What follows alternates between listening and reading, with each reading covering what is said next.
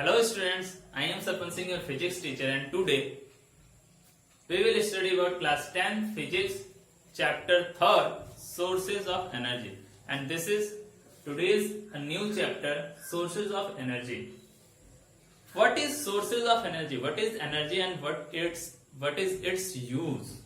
Energy क्या होती है, उसके सोर्सेज क्या क्या होते हैं, एनर्जी हमें कहाँ से प्राप्त होती है और उसका यूज हम अपने डेली लाइफ में किस तरीके से करते हैं, इस सारी बातों के बारे में हम क्या पढ़ेंगे इस चैप्टर में पढ़ेंगे.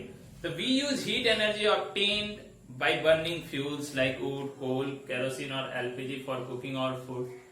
हम खाना बनाने के लिए जो हीट एनर्जी की जरूरत होती है उसको हम कैसे प्राप्त करते हैं, तो फ्यूल्स को जला के, जैसे कि कौन कौन से फ्यूल्स होते हैं, तो लकड़ी हो गया, कोल हो गया, पेट्रोल हो गया, केरोसिन ऑयल हो गया, इन सारी चीजों को जला के, पेट्रोल को नहीं लेकिन बाकी सारी एलपीजी गैस, ये सारी चीजों को जला के हम क्या करते हैं, हीट एनर्जी गेन करते हैं, जिससे हम खाना बनाने का काम करते हैं. The energy of fuels like petrol and diesel use to run cars, buses etcetera. Car, bus और बाकी सारे व्हीकल्स को रन करने के लिए, चलाने के लिए हम पेट्रोल और डीजल का यूज करते हैं. उसी तरह से coal, fuel, oil and natural gases are used to provide energy in factories and run thermal power plants. Thermal power plants और बाकी सारे फैक्ट्रीज में लगे मशीनों को चलाने के लिए हम फ्यूल्स का यूज करते हैं, जिसमें पेट्रोलियम, डीजल, नेचुरल गैस हो गया, कोल हो गया, इन सारी चीजों का यूज उसमें हम एनर्जी के प्रोवाइड गेन करने के लिए यूज करते हैं.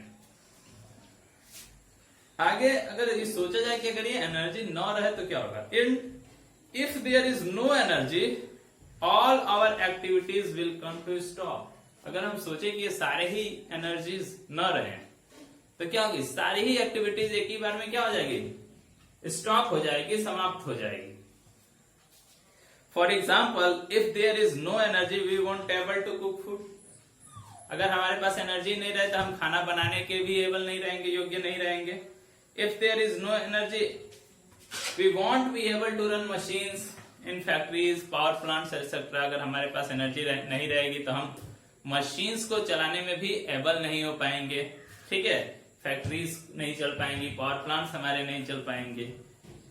उसी तरीके से सोलर पंप्स एटसेट जो लगे रहते हैं खेती करने के लिए, वो भी नहीं हो जाएगा तो एग्रीकल्चर भी हमारा उस पर प्रभावित होगा. So energy is essential for our survivals in this world. इस तरह से हम कह सकते हैं कि पूरे वर्ल्ड में एनर्जी बहुत ही जरूरी है हमें अपने लाइफ को सर्वाइव करने के लिए, जीवित रहने के लिए. ठीक है, we will now discuss the various sources of energy which can provide energy. आज हम पढ़ेंगे कि बहुत सारे सोर्सेज ऑफ एनर्जी के बारे में, किस किस टाइप की एनर्जीज होती हैं और वो कहां से हमें प्राप्त होती है और इसका यूज हम किस तरीके से करते हैं. तो सबसे पहले आता है sources of energy. Sources of energy होता क्या, तो a source of energy in one which can provide adequate amount of energy in a convenient form over a long period of time.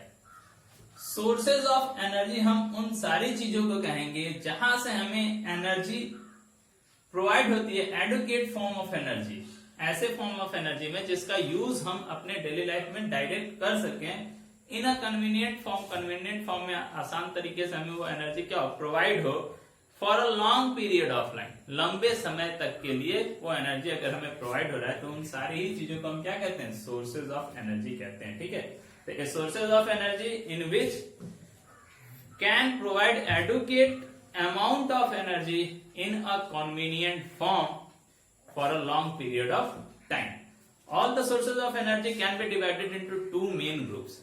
जितने भी form of energy है, sources of energy है, उसको हम two main groups में divide करते हैं. First is non renewable sources of energy. दूसरा है रिन्यूएबल सोर्सेज ऑफ एनर्जी. जो भी हमारे सोर्सेज ऑफ एनर्जी है वो दो टाइप्स के सोर्सेज ऑफ एनर्जी होते हैं. मेन टू ग्रुप्स में हमने क्या किया, सोर्सेज ऑफ एनर्जी को डिवाइड किया है. जिसमें फर्स्ट होता है non renewable sources of energy and second one is renewable sources of energy. इसमें अंतर क्या है, तो नॉन और नॉन इसमें नहीं है, बस इतने का ही अंतर है। नाम से जैसा कि इसमें स्पष्ट है कि रिन्यूएबल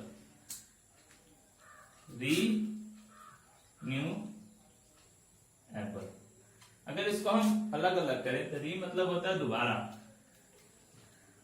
पुनः, न्यू मतलब नया, एबल मतलब यू। अगर हम इसको डिफाइन करें रीन्यूएबल को, तो दोबारा नया करके उसको हम यूज कर सकें, अगर ऐसा सोर्सेज ऑफ एनर्जी है तो हम उसको कहेंगे रीन्यूएबल सोर्सेज ऑफ एनर्जी। क्या कहेंगे, रीन्यूएबल सोर्सेज ऑफ एनर्जी, तो दोबारा नया करने के योग्य है मतलब। और यहां पे लग गया है नॉन, मतलब कि नहीं हो सकता, ये पॉसिबल नहीं है।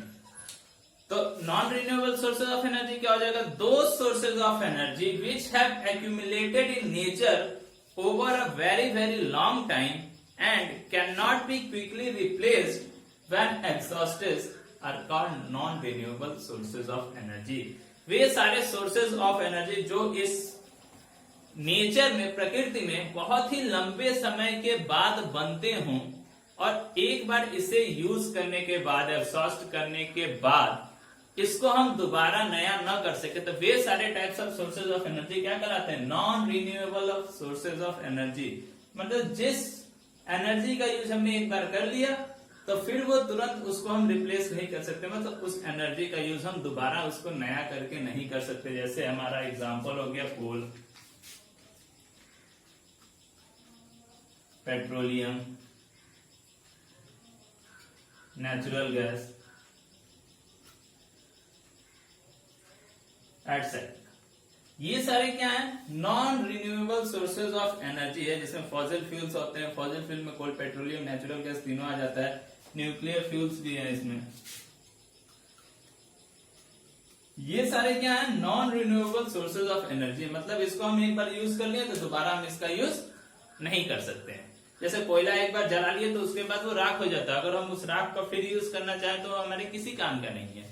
तो वो क्या है, non renewable sources of energy है। और ये बनते कैसे, तो हम जानते हैं कि बहुत हजारों वर्षों तक ये जमीन में दब के हाई कंप्रेशर पे जाके वो क्या होते हैं, फॉसिल फ्यूल्स हमारे तैयार होते हैं, जिसमें हजारों वर्षों का समय लगता है। तो इसको हम तुरंत रिप्लेस नहीं कर पाएंगे, तुरंत हम बना नहीं पाएंगे। तो ये इस तरीके के फ्यूल्स होते हैं जो एक सर्टेन अमाउंट में हमारे नेचर में क्या है, मौजूद है, और उसका यूज हम धीरे धीरे कर रहे हैं। तो ये एक समय में ऐसा आएगा कि ये खत्म हो सकते हैं, क्योंकि ये non renewable sources of energy एक बार यूज कर लिए तो ये खत्म होते जा रहा है। जब इसका पूरा यूज कर लेंगे तो ये पूरा ही क्या हो जाएगा, खत्म हो जाएगा।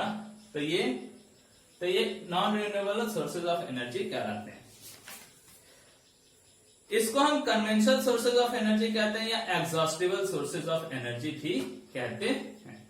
दूसरा होता है रीन्यूएबल सोर्सेज ऑफ एनर्जी, जैसा कि नाम से ही पढ़ा कि जिसको हम दोबारा नया करके उसका यूज हम कर सकें। तो वैसे सारे sources of energy renewable sources of energy कहलाते हैं। जैसे दो sources of energy which are being produced continuously in nature and और inexhaustible are called renewable sources of energy. ऐसे सोर्सेज ऑफ एनर्जी जिसका यूज हम नेचर में अपने डेली करते हैं बट वो इनएग्जॉस्टिबल है, मतलब एक बार जब उसका यूज कर लिए तो फिर हम दोबारा इसका यूज कर सकते हैं।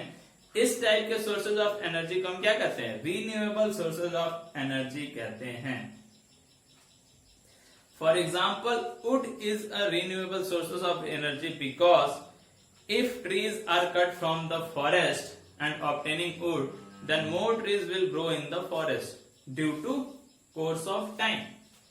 अगर इसका एग्जाम्पल देखा जाए, वुड, लकड़ी जो होता है वो एक तरह से रिन्यूएबल सोर्सेज ऑफ एनर्जी है। क्यों? क्योंकि लकड़ी का यूज हम अगर एक बार पेड़ काट के उसका यूज कर ले तो बहुत सारे पेड़ उसके जगह पे जम सकते हैं या उसको हम लगा सकते हैं।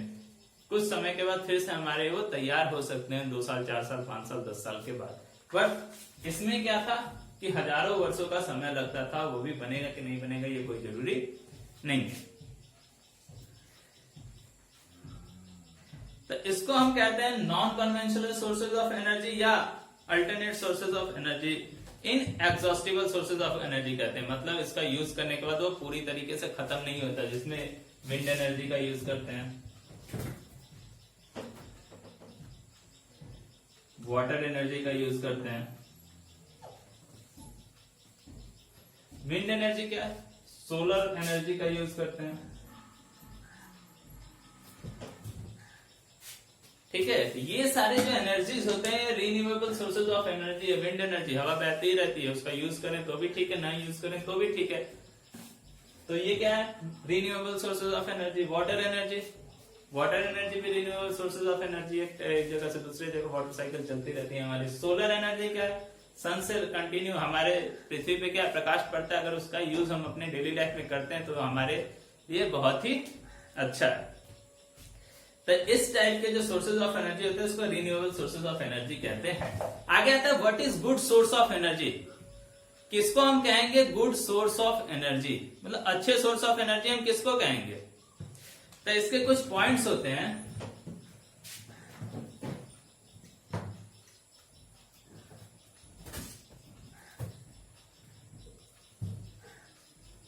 इसके कुछ पॉइंट्स होते हैं गुड सोर्स ऑफ एनर्जी। किस सोर्स ऑफ एनर्जी को हम अच्छा कहेंगे तो उसके कुछ पॉइंट्स होते हैं, उसी के आधार पर हम कहते हैं कि ये गुड सोर्स ऑफ एनर्जी और ये बैड सोर्स ऑफ एनर्जी है। तो इसका फर्स्ट पॉइंट होता है which do a large amount of work done per unit mass. Work done per unit mass, मतलब इस तरह से लार्ज वर्क डन मतलब पर यूनिट मास, छोटे अमाउंट की जो उसकी एनर्जी का जो सोर्स होता है, जैसे कोल हो गया छोटा हो गया, पेट्रोल हो गया थोड़े से लेके, उसका यूज हम ज्यादा वर्क के लिए करें, पर यूनिट मास का यूज हम ज्यादा वर्क के लिए करें, जितना ही ज्यादा वर्क होगा पर यूनिट मास से उतना ही वो गुड सोर्स ऑफ एनर्जी कहलाएगा। दूसरा होता है चीप एंड इजिली अवेलेबल।